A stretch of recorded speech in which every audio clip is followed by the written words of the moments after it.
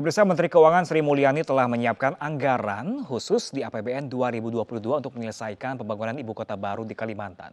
Meski demikian, Menkyu memastikan untuk mendanai pembangunan IKN, pihaknya akan melakukan berbagai skema seperti KPBU.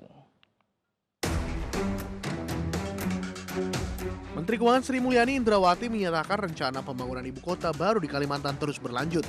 Pihaknya juga menyiapkan anggaran khusus di APBN 2022 untuk menyelesaikan proyek tersebut.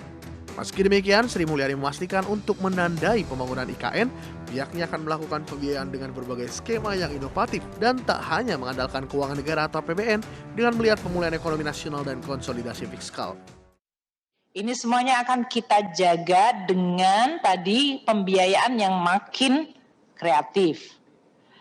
Kita juga masukkan pemindahan ibu kota negara di mana kebutuhan Indonesia masa depan dengan mobilitas tinggi, demografi yang berubah, dan kebutuhan lingkungan sustainable, serta merefleksikan kebutuhan pemerataan pembangunan non-Jawa dan non-Jakarta sentris.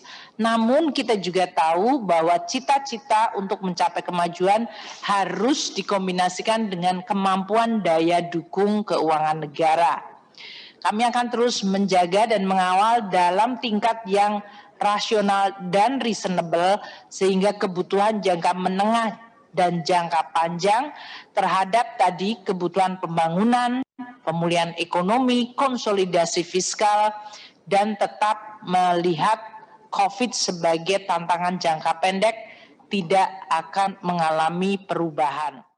Sri Mulyani menjelaskan sejumlah cara untuk mewujudkan pembangunan IKN, mulai dari penggunaan pembiayaan dengan skema KPBU yang didukung APBN, mengoptimalkan peranan SWF untuk memberdayakan swasta, dan pemanfaatan potensi arus masuk investasi modal, penugasan BUMN hingga penggunaan koridor pengelolaan fiskal yang sustainable.